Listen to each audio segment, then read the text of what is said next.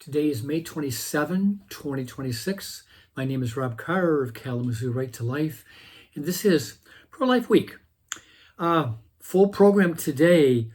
You may know that last week the Democratic National Committee released its autopsy on what went wrong in the 2024 election.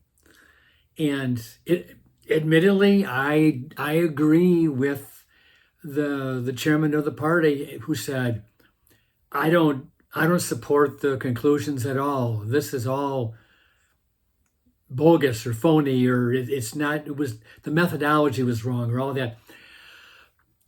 Now, I agree with him that I wouldn't support it, but his conclusion of why it's not good is not my conclusion. I mean, it's really simple. I mean, I don't think it took 15 months to put together a report when most of us could have probably figured out what went wrong in 5 minutes. I mean, the basic thing is, well, I would say two things. Joe Biden should never have run for re-election. He should have only admitted to himself, I'm a one-term president, and I'm going to hand the baton to somebody else, somebody younger who can think. So that was their first mistake, pinning all their hopes on Joe and Joe Biden. You know, she wanted to stay there with all the trappings of power. Number two, Kamala Harris was a terrible candidate. I mean, from word salad to the policy she supported, she was not able to connect with the voters, and she just did not campaign effectively. I mean, she outspent the Trump campaign 3-1. I mean, she raised over $1 billion, and it didn't do anything for her. It really didn't. She was a terrible candidate. Those are the two things. Biden should never have run for re-election. She should, and she was a terrible candidate. And she was coronated after Biden finally got out. She never got a vote. She never got a delegate. I mean, the whole thing was a fraud. There should have been a quick primary to let the voters make a decision on who they wanted to be the replacement for Biden. That was never done. The whole thing was mismanaged from the get-go. And I just came to the right conclusion, and it was all for free. No one had to pay me to give the autopsy. She was terrible, and he was too old. Okay, that's enough for the autopsy. Tomorrow, this is distressing news. Tomorrow, the New Jersey Senate is scheduled to vote on a bill, and it's not that deals with abortion. It's not your ordinary abortion bill, though. It would criminalize peaceful pro-life speech and advocacy, impose crushing financial penalties on individuals and organizations that speak publicly about abortion or gender transition providers. So right there, we know this is not just about abortion. It's about the whole transgender issue.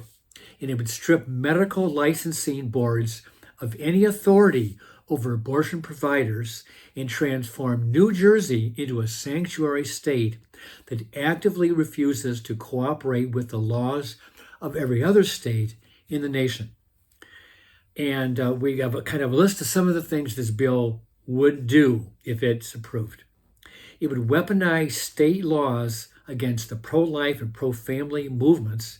It would shield abortion and gender transition services from accountability, and it would turn New Jersey into a sanctuary designed to obstruct every other state in the nation. It criminalizes pro-life and pro-family speech. Section 5 creates a new crime, interference with reproductive health care services, that includes causing damage to the person's business or personal reputation or emotional harm, unquote, to anyone connected to an abortion or gender transition provider. Sidewalk counselors, crisis pregnancy center staff, bloggers, parents who speak out, and clergy are all at risk. It imposes devastating financial penalties. Anyone found liable faces a minimum of $1,000 per violation, punitive damages, attorney's fees, and Attorney General enforced civil penalties up to $10,000 for a first offense and $25,000 for each subsequent offense. This is designed to bankrupt individuals and organizations that speak out. It removes medical oversight of abortion and gender transition providers. Medical licensing boards would be stripped of authority to discipline providers for any reproductive health care activity. No other category of medical procedure receives this blanket immunity. It extends protections to abortion and gender transition services, including for minors. The bill explicitly covers suppliers, care, and services to support a person's alignment with their gender identity or expression, unquote. Anyone who brings a minor child to New Jersey for an abortion or gender transition intervention that would be illegal in their home state could not be prosecuted, extradited, or even investigated with New Jersey's cooperation. This would include sex traffickers, sexual predators, and other bad actors. And lastly, it makes New Jersey a rogue sanctuary state. Sections 8 through 11 direct New Jersey courts and law enforcement to refuse subpoenas, block search warrants, and reject extradition requests from other states and the federal government for both abortion and gender transition cases. A family court in another state trying to protect a minor from an irreversible procedure could not obtain records or testimony from New Jersey. Section 11 declares every other state's restrictions on these procedures, quote, against the public policy of New Jersey, unquote. This is nullification and will cost taxpayers millions in litigation. Building on existing New Jersey statutes, this bill layers new criminal penalties and sanctuary protections on the framework that already treats the unlimited destruction of a child in the womb up to birth as routine medical care. And I would just say this as an aside, and I've talked about this in the past few months and fairly recently, that New Jersey, the New Jersey Attorney General had filed a subpoena against a network of 5 pregnancy care centers, demanding that the center provide all their documentation, including emails and text messages regarding the abortion pill reversal protocol. They had to provide all the documentation on all their employees going back 10 years, and they had to provide the names and addresses and donation amounts of all the people who had donated money to these crisis pregnancy centers. And fortunately, the U.S. Supreme Court overturned that with a unanimous decision. But this is the same New Jersey. They are very hostile to pro-life, pro-family organizations. And let's just hope that this bill does not pass. Or if it does pass, let's hope that a court will intervene and say, this is beyond the pale, it goes too far, it is way too extreme, especially dealing with the whole transgender, because the Trump administration has already filed charges and lawsuits against states that impose a transgender-free or neutral policy. So we'll see how this plays out. This is kind of like the beginning of this process. Moving on, Joe Biden's pro-abortion administration, destroying the unborn was, along with transgenderism, a top priority for the White House. As part of what his officials first granted $88 million in emergency loans to Planned Parenthood abortion businesses to keep people on the payroll during COVID. Now remember, during COVID, a lot of companies and organizations shut down, schools shut down, everything had to be remote.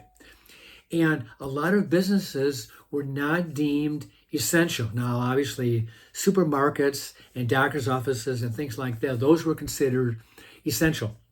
But the abortion industry, essential? I know Gretchen Whitmer made it essential in Michigan, but so going to church was a faith issue, but that was not essential. But killing babies, now that's essential. Killing babies was essential in some of these states. And Planned Parenthood was there to pick up all that extra money. Okay. Then Biden forgave those loans, so the millions of dollars essentially were a handout to the abortion industry in America. Those corporations now have been notified that they got their money without being qualified, and the federal officials are working to make sure such a disaster for American taxpayers never happens again. Last item on the docket here. Yesterday I saw on Fox News that James Tallarico, the Democratic candidate for Senate in Texas, once again came out and said that the Bible is silent on abortion. Yeah, that's true. The Bible is silent on abortion. And why is it silent? It's because the Jews in the Old Testament were very devout, and they really blessed and nurtured and encouraged families and children. And what did Joshua say? Choose life. God says, be fruitful and multiply. Having children was a blessing for Jews. It was a blessing, not a curse. And in the that carried into the New Testament. And the whole idea about in the Ten Commandments, thou shalt not kill, it's more reasonably translated, thou shalt not murder, because there's a deliberate intention when you commit murder. And when you commit an abortion, that's a deliberate intent to destroy the life of a developing child in the womb.